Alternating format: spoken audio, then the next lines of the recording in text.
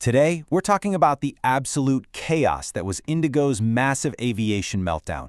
And look, this wasn't just about a few delayed flights. This event brought a huge chunk of the country's travel to a dead stop.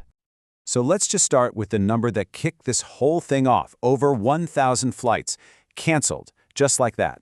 We're talking about a single airline creating a massive void in the skies. A number that big tells you right away that something has gone horribly, horribly wrong. And the ripple effect? It was huge. This wasn't just one or two airports having a bad day. We're talking about a shock to the whole system that left travelers stranded everywhere from Delhi to Bengaluru. It really did feel like the country's transport network just froze. Now, if you thought the cancellations were the worst part, wait till you see what happened with the prices. Fares for a normal one-way domestic flight skyrocketed to 90,000 rupees. You can't even call that supply and demand.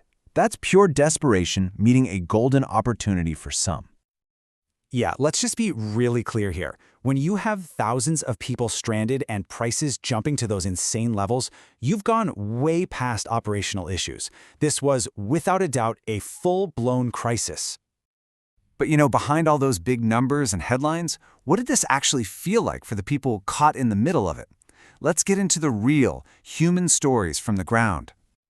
Just try to imagine it. You're with your family, you're waiting at the gate, and for 9 solid hours, nothing. Just complete silence. No updates, no one telling you what's going on. The not knowing is almost worse than the waiting itself. And for some people, the stakes were just incredibly high. Think about this student. For her, a canceled flight wasn't just a travel headache. It could have completely derailed her academic future. These are the kinds of real-life consequences that get totally lost in vague corporate apologies. And this is the image that really hits home. An elderly couple having to sleep on the hard, cold airport floor. Why? Because their flight didn't just get delayed, it literally vanished from the screen without any explanation. It's just a complete failure of the most basic duty of care.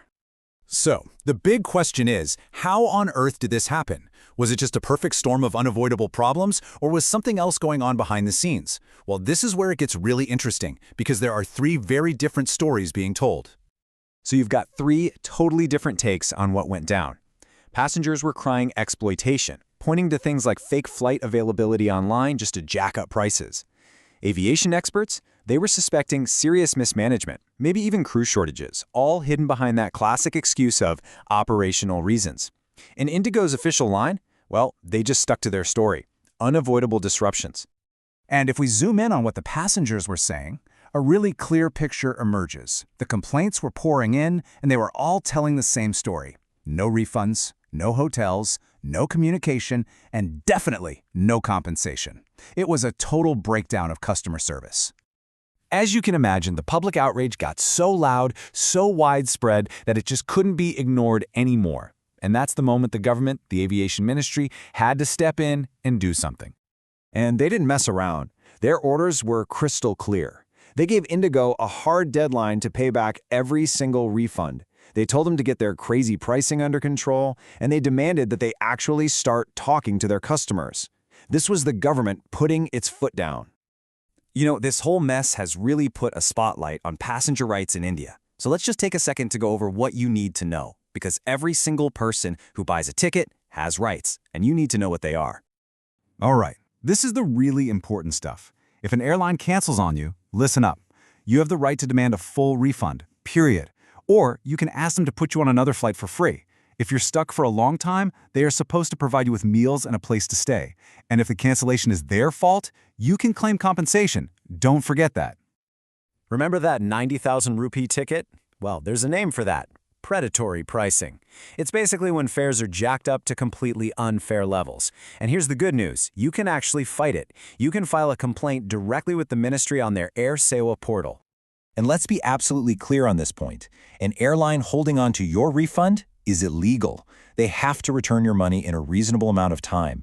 If they don't, the ministry has the power to hit them with penalties, which is exactly what we're seeing here. So, the government's involved, and passenger rights are front and center. Where does this story go from here? Let's take a look at how the public is shaping what happens next. Well, people's anger and frustration just exploded online. Hashtags like #Indigo Crisis and even #Aviation Scam went viral. It created this massive digital storm that the airline just couldn't hide from. And it wasn't just angry tweets. People were shooting videos right from the chaotic airport terminals, showing the world what was really happening. These videos got millions of views, sharing the human side of this meltdown with everyone. This one quote pretty much sums up how everyone was feeling. For thousands of people, this wasn't about a logistical problem anymore. It really felt like the airline was deliberately taking advantage of a bad situation for its own profit. And that leaves us with the million-dollar question, doesn't it? The government has stepped in, the whole country is watching. Is India's biggest airline actually going to learn from this PR nightmare and change its ways? Or are we just doomed to see this whole thing happen all over again? I guess only time will tell.